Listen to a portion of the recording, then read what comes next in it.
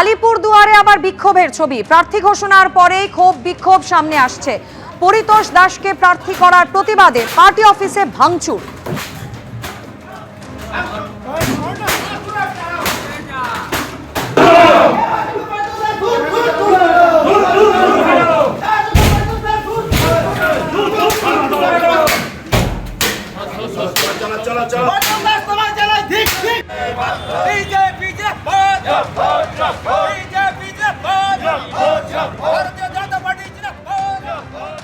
কোথায় দিয়েছে জানি না, ওর কোনো সাংগঠনিক দক্ষতা না থাকার পরে, এত সার্ভে হওয়ার পরে, অসাংগঠনিক ব্যক্তি হওয়ার পরে কি করে প্রার্থী হয়?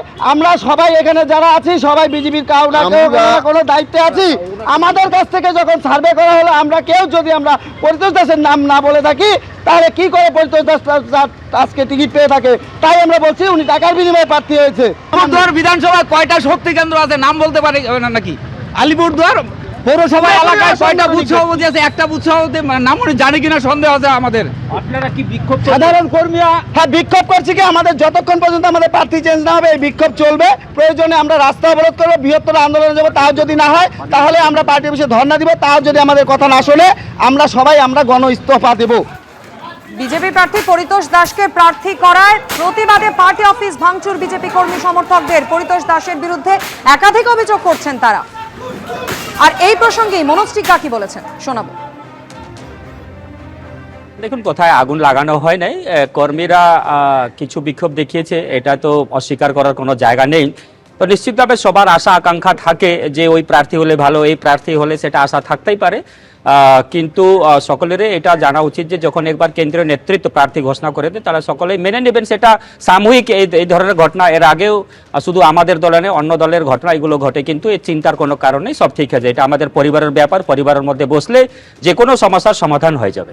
প্রার্থী তালিকা প্রকাশের পর থেকেই দিকে দিকে ক্ষোভ বিক্ষোভ সামনে আসছে। এই নিয়ে বিজেপির যে ছবি আলিপুরদুয়ারে আপনারা দেখলেন, আর এই ঘটনা প্রসঙ্গেই পার্থ ভৌমিক কি বলেছেন শোনাবো। এই দলের নিচু তলায় কোনো সংগঠন নেই। যে দল কিছু নেতা কারা তাবেদারি করে সেই হিসেবে চলে, সেই দলের এই পরিণতি হবে। পুরো প্রার্থী তালিকাটা বার করতে দিন, দেখুন কোথায় কোথায় কি কি হয়। দুদিন আগেই ব্রিগেডের সভা থেকে বেছে বেছে হিসেব নেওয়ার হুঁশিয়ারি দিয়েছিলেন নরেন্দ্র মোদী। আর সোমবার ডোরিনাটফ সিং এর সভা থেকে তার পাল্টা দিলেন মমতা বন্দ্যোপাধ্যায়। চুন চুন কে হিসাব লিয়া জায়েগা। আমি ওনাকে বলি, দেশকে আপনি কি করে রক্ষা করবেন? আপনার মুখে এটা শোভা পায় না। শনিবার ব্রিগেডের সভা থেকে বাছাই করা একের পর এক শব্দ ব্যবহার করে তৃণমূলকে আক্রমণ শানিয়েছেন প্রধানমন্ত্রী। তার মধ্যে আলাদা করে চর্চা হয়েছে তার বেছে বেছে হিসেব নেওয়ার কথা বলা নিয়ে।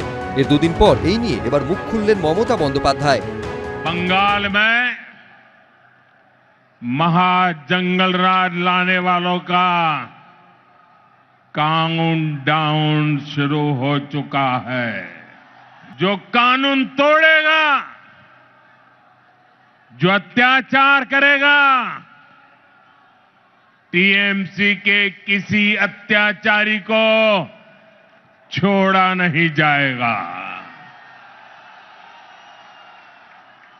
चुन चुन के हिसाब लिया जाएगा। আমায় যতই মারুন আর যা ইচ্ছে করুন, আমার কণ্ঠে যতক্ষণ থাকবে প্রাণ। আপনারা তো এমন এমন কথা বলছেন যেন আমার মৃত্যুর কামনা করে আমাকে খুন করার কনস্পিরেসি করছেন। এই কিন্তু প্রভোকেশন স্টেটমেন্টগুলোর প্রমাণ। এটা মাথায় রাখবেন।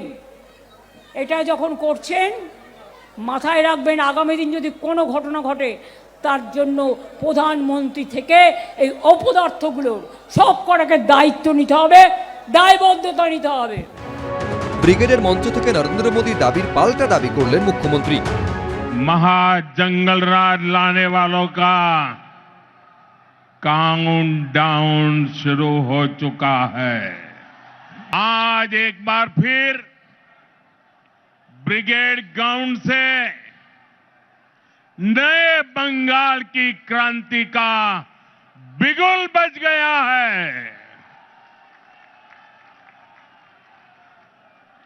बंगाल में बदलाव अब दीवारों पर भी लुट चुका है और बंगाल के लोगों के दिलों में भी छप चुका है।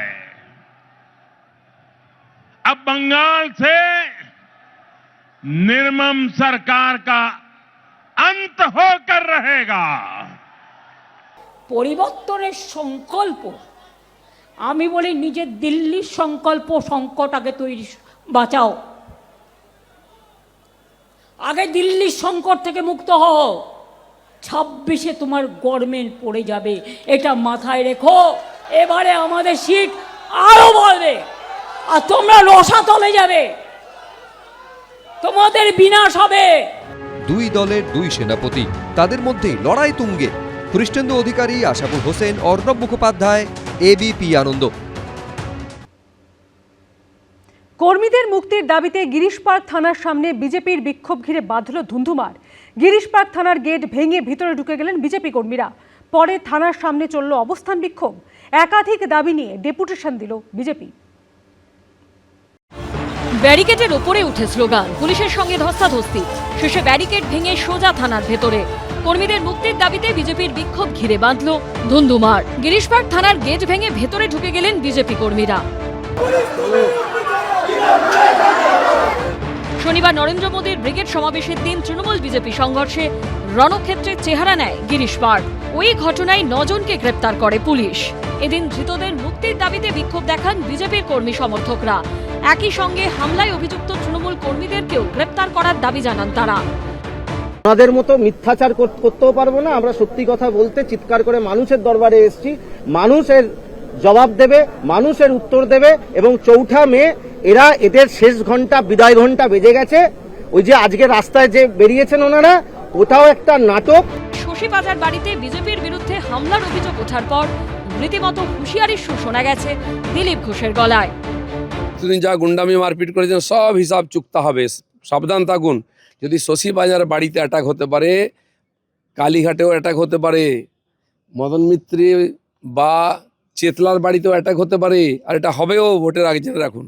আমি আজকে এখানে আসার আগে একটা ভিডিও দেখছিলাম, তাতে ওদের একজন নেতা বলছে কেন্দ্রীয় মন্ত্রীর, রাজ্যের মন্ত্রী শশীবাজার বাড়ি আক্রান্ত হয়েছে, এরপর মমতা ব্যানার্জির বাড়ি আক্রান্ত হবে, কালীঘাট আক্রান্ত হবে, চারিদিকে গুন্ডা লেলিয়ে দেবো। আমরা বলি বুকের পাটা থাকলে দেখা, লড়ে নেব, সব কটাকে লড়ে নেব। আমরা কেউ ঘাসে মুখ দিয়ে চলি না, আমরা ঘাসকে জন্ম দিই। এদিন অভিযুক্ত তৃণমূল কর্মীদের গ্রেপ্তারি সহ একাধিক দাবিতে গিরিশ পার্ক থানায় ডেপুটেশন দেয় বিজেপি। অনির্বাণ বিশ্বাসের রিপোর্ট, এবিপি আনন্দ। এবিপি আনন্দ, এগিয়ে থাকে, এগিয়ে রাখে।